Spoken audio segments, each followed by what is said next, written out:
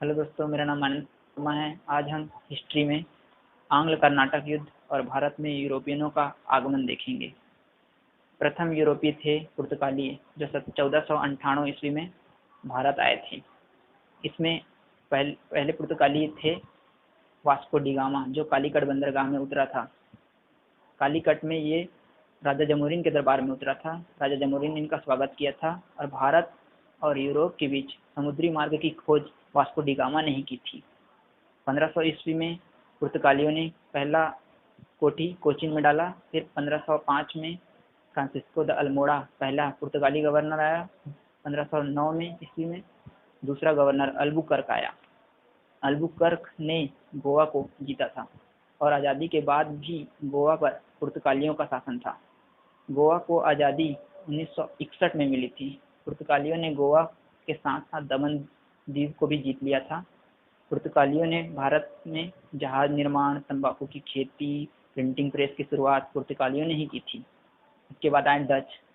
Dutch में सबसे पहले व्यक्ति थे कार्नवालिस हड़स्तमान, जिन्होंने है ना डच लोगों ने पहली कोठी जो है मछलीपट्टनम में लगाई थी, है ना। ये भारत के पूर्व में सुमात्रा पहुंचा था कार्नवालिस हड़स्तमान। डच ईस्ट इंडिया कंपनी की स्थापना 1602 ईस्वी में की गई थी। डच और अंग्रेजों के बीच वेदरा युद्ध हुआ, जिसमें अंग्रेजों ने डच का पतन कर दिया था, है ना। ये इसलिए हुआ था कि मछलीपट्टनम में अंग्रेज भी थे और डच लोग भी अपना व्यापार करने लग गए थे, तो दोनों के बीच मतभेद आ गया था। इस कारण युद्ध हो गया और डचों का पतन हो गया था। इसके बाद आए अपने अंग्रेज में पहले व्यक्ति जो आने वाले थे इंडिया, वो विलियम हॉकिंस थे, जो जहांगीर के दरबार में आए थे। और इन्होंने पूर्व में है ना मछलीपट्टनम में अपनी पहली कोठी लगाई थी और पश्चिम में सूरत में इन्होंने दूसरी कोठी लगाई थी अपनी।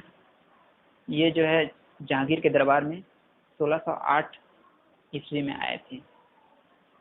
इसके बाद अंग्रेजों के बाद जस्ट एंटर होते हैं फ्रांसीसी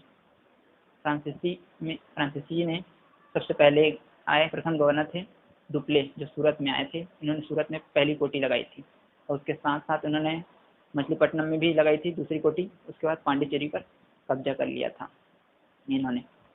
और इसके बाद हम आगे देखेंगे कि कहाँ कहाँ पर, मैप के अनुसार हम देख लेंगे कि कहाँ कहाँ पर किसने अपनी है ना कोठी या व्यापारिक कोठी लगाई थी।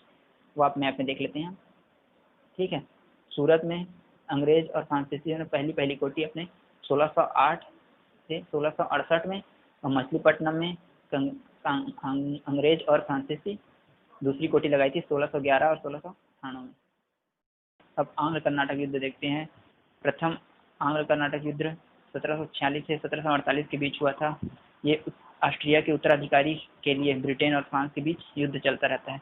भारत में ब्रिटेन और फ्रांस की सेना को भी युद्ध करने का आदेश दे दिया जाता है। इधर फ्रांसीसी गवर्नर डुप्ले जो है ना, कर्नाटक के नवाब से सहायता मांगते हैं। नवाब सहायता देने से इनकार कर देता है। फिर वह मॉरिशस के राजा से सहायता मांगता है। उस समय मॉरिशस फ्रांस के अधीन था। फिर मॉरिशस के राजा ने सेना भेज देते हैं कहाँ, मद्रास, और मद्रास को जीत लेते हैं। उस समय मद्रास जो है अंग्रेजों के अधीन था, ठीक है। अब इधर जो कर्नाटक में मद्रास और पांडिचेरी वाला क्षेत्र था, वो फ्रांसीसियों के अधीन आ गया था और वो मजबूत हो गए थे। अब द्वितीय आंग्ल कर्नाटक युद्ध चलता है। ये उत्तराधिकारी की जंग रहता है। ये भी इसमें हैदराबाद के है ना आसफ, जहाँ की मृत्यु हो जाती है, उसके पुत्र और पौत्र के बीच उत्तराधिकारी की जंग हो जाती है। ये नाजिर जंग और मुजफ्फर जंग के बीच, नाजिर जंग के साइड अंग्रेज रहते हैं और मुजफ्फर जंग के साइड फ्रांसीसी रहते हैं। इस युद्ध में नाजिर जंग की मृत्यु हो जाती है और अंग्रेज हार जाते हैं। इधर मुजफ्फर जंग और फ्रांसीसी जीत जाते हैं। इधर कर्नाटक में दोस्त अली की मृत्यु के बाद उसके पुत्र और दामाद के बीच उत्तराधिकार की जंग छिड़ जाती है, ठीक है, अनुरुद्दीन और चंदा साहब के बीच। इधर फ्रांसीसी जो है अनुरुद्दीन से चिढ़े रहते हैं, क्योंकि इससे सहायता मांगे थे कि प्रथम आंग्ल कर्नाटक युद्ध में फ्रांसीसी जो है अनुरुद्दीन से सहायता मांगे थे कि अंग्रेजों के खिलाफ आप हमारी सहायता करेंगे, लेकिन अनुरुद्दीन जो है सहायता करने से इनकार कर देता है। इस युद्ध में फिर अनुरुद्दीन की मृत्यु हो जाती है, ठीक है, और अंग्रेज भी हार जाते हैं। इधर चंदा साहब को राजा बना दिया जाता है कर्नाटक का, है ना। और फ्रांसीसी डुप्ले को 50 गांव दान दे देते हैं चंदा साहब, ठीक है। ये पांडिचेरी बना लेता है इसी को, पांडिचेरी में मिला लेते हैं वही, ठीक है। अब जो अनवरुद्दीन का जो बेटा है वो भाग जाता है, ठीक है, और डुप्ले को फ्रांस बुला लिया जाता है। अब अंग्रेज इसी की देखते हैं कि डुप्ले फ्रांस चला गया है ना, वापस। और इधर तिरुचिरापल्ली में अनवरुद्दीन का पुत्र रहता है, उसको चंदा साहब ने घेर लिए रहते हैं, है ना, कि वो भाग ना सके करके।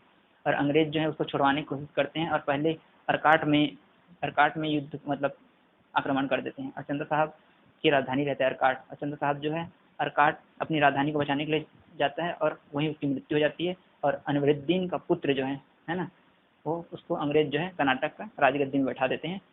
और इस प्रकार अंग्रेज जो है वो द्वितीय युद्ध जीत लेते हैं।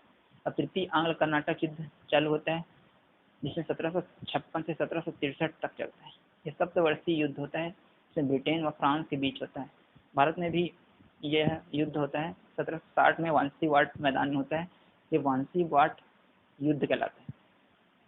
इस युद्ध में क्या होता है कि फ्रांसीसी जो है अंग्रेजों का कोटी ले लेते हैं और अंग्रेज जो है फ्रांसीसियों की कोटी को ले लेते हैं।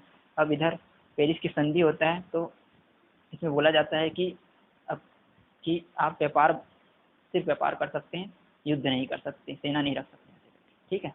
अब इधर है ना आंग्ल कर्नाटक युद्ध लिस्ट बाय देखते हैं हम लोग। फर्स्ट युद्ध है सेंट थॉमस का युद्ध था, जिसमें संधि था एक्सला सेफला की संधि। फिर सेकंड में अंबूर का युद्ध और अरकाट का घेरा, जिसे पांडिचेरी संधि से समाप्त किया गया। और सप्तवर्षीय तृतीय युद्ध को पेरिस की संधि से समाप्त किया गया। इस तरह फ्रांसीसी सेना का पूरा मतलब अस्तित्व नष्ट हो जाता है, ओनली उनको व्यापार करने के लिए ही